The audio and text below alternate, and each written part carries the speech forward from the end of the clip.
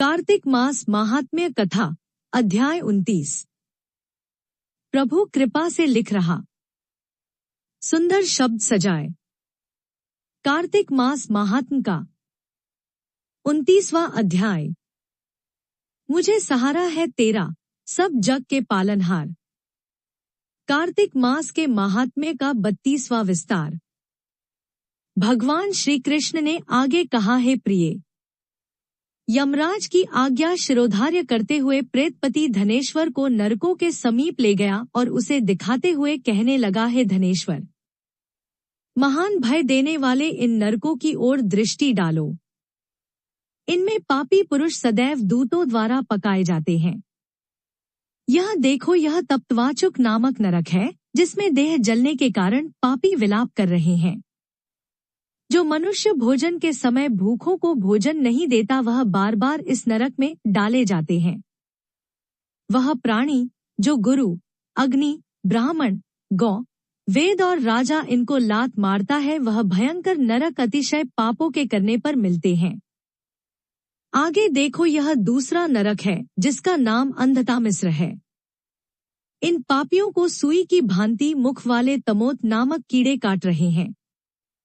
इस नरक में दूसरों का दिल दुखाने वाले पापी गिराए जाते हैं। यह तीसरा नरक है, जिसका नाम क्रकेय है। इस नरक में पापियों को आरे से चीरा जाता है। यह नरक भी असीमत्रवण आदि भेदों से 6 प्रकार का होता है। इसमें स्त्री तथा पुत्रों के वियोग कराने वाले मनुष्यों को कड़ाही में पकाया जाता है। 2 प्रियजनों को दूर करने वाले मनुष्य भी असीमत्र नामक नरक में तलवार की धार से काटे जाते हैं और कुछ भेड़ियों के डर से भाग जाते हैं। अबरगल नामक यह चौथा नरक देखो। इसमें पापी विभिन्न प्रकार से चिल्लाते हुए इधर उधर भाग रहे हैं। यह नरक भी वध आदि भेदों से 6 प्रकार का है। अब तुम यह 5वां नरक देखो, जिसका नाम कूटशालमली है। इसमें अंगारों की तरह कष्ट देने वाले बड़े बड़े कांटे लगे हैं। यह नरक भी यातना आदि भेदों से 6 प्रकार का है। इस नरक में परस्त्री गमन करने वाले मनुष्य डाले जाते हैं। अब तुम यह 6ठा नरक देखो। उल्वन नामक नरक में सिर नीचे करके पापियों को लटकाया जाता है।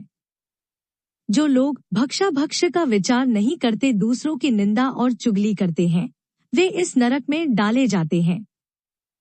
दुर्गंध भेद से यह नरक भी 6 प्रकार का है। यह 7वां नरक है, जिसका नाम कुंभीपाक है। यह अत्यंत भयंकर है और यह भी 6 प्रकार का है। इसमें महापातकी मनुष्यों को पकाया जाता है। इस नरक में सहस्त्रों वर्षों तक यातना भोगनी पड़ती है। यही रौरव नरक है।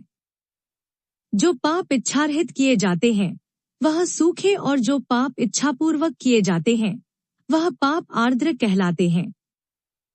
इस प्रकार शुष्क और आर्द्र भेदों से यह पाप 2 प्रकार के होते हैं।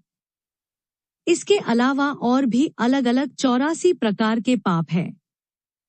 1 अपक्रीन, 2 पाडाक्ते, 3 मलिनीकरण, 4 जाति भ्रंशकरण, 5 उपाय, 6 अतिपाप, 7 महापाप। यह 7 प्रकार के पातक हैं। जो मनुष्य जैसा कर्म करता है, उसे इन 7 नरकों में उसके पाप कर्मों के अनुसार पकाया जाता है। चूंकि तुम्हें कार्तिक व्रत करने वाले प्रभु भक्तों का संसर्ग प्राप्त हुआ था, उससे पुण्य की वृद्धि हो जाने के कारण ये सभी नरक तुम्हारे लिए निश्चय ही नष्ट हो गए हैं। इस प्रकार धनेश्वर को नरकों का दर्शन कराकर प्रेतराज उसे यक्षलोक में ले गए। वहां जाकर उसे वहां का राजा बना दिया। वही कुबेर का अनुचर धनक्षय के नाम से प्रसिद्ध हुआ। बाद में महर्षि विश्वामित्र ने उसके नाम पर तीर्थ बनाया था। कार्तिक मास का व्रत महाफल देने वाला है।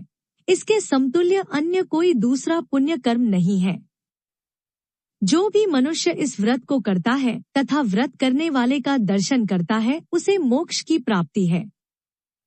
सूत जी ने कहा, इस प्रकार अपनी अत्यंत प्रिय सत्यभामा को यह कथा सुनाकर भगवान श्री कृष्ण संध्योपासना करने के लिए माता के घर में गए।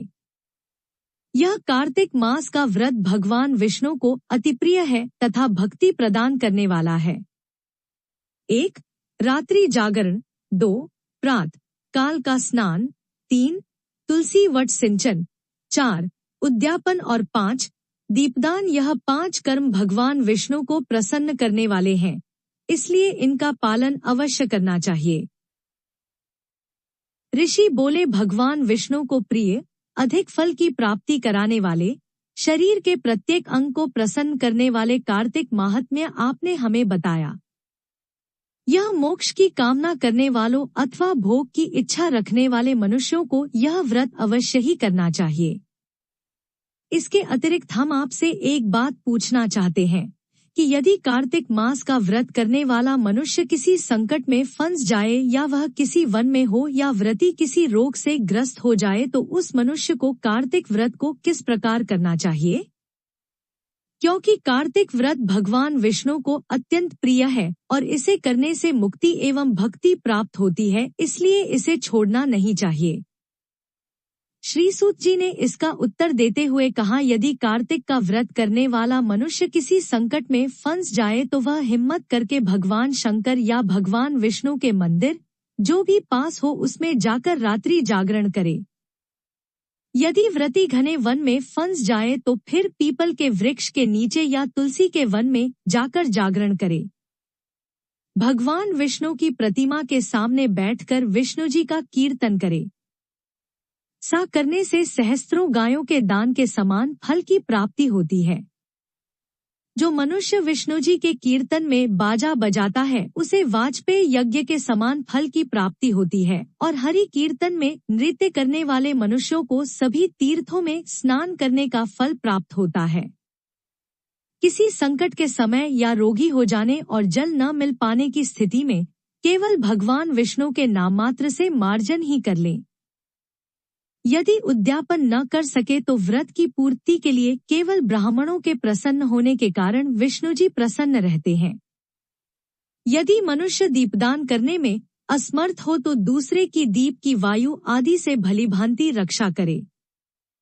यदि तुलसी का पौधा समीप न हो तो वैष्णव ब्राह्मण की ही पूजा कर ले, क्योंकि भगवान विष्णु सदैव अपने भक्तों के समीप रहते हैं। इन सब के न होने पर कार्तिक का व्रत करने वाला मनुष्य ब्राह्मण, गौ, पीपल और वटवृक्ष की श्रद्धापूर्वक सेवा करे। शौनक आदि ऋषि बोले, आपने गौ तथा ब्राह्मणों के समान पीपल और वट वृक्षों को बताया है और सभी वृक्षों में पीपल तथा वट वृक्ष को ही श्रेष्ठ कहा है, इसका कारण बताइए।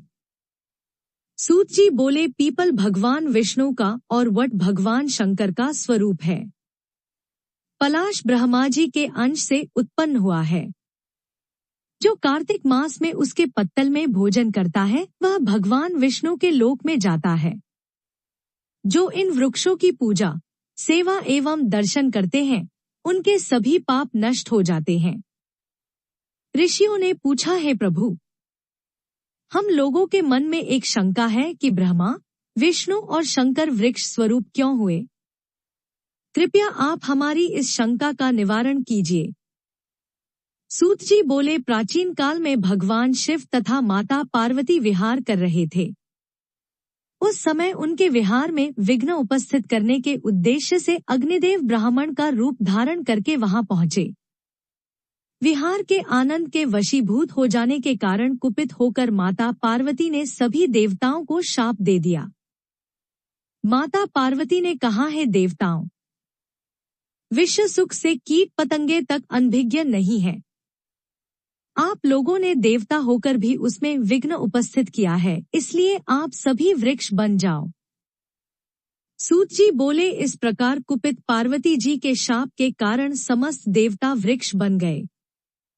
यही कारण है कि भगवान विष्णु पीपल और शिवजी वट वृक्ष हो गए। इसलिए भगवान विष्णु का शनिदेव के साथ योग होने के कारण केवल शनिवार को ही पीपल को छूना चाहिए, अन्य किसी भी दिन नहीं छूना चाहिए। बोलो श्री कृष्ण की जय।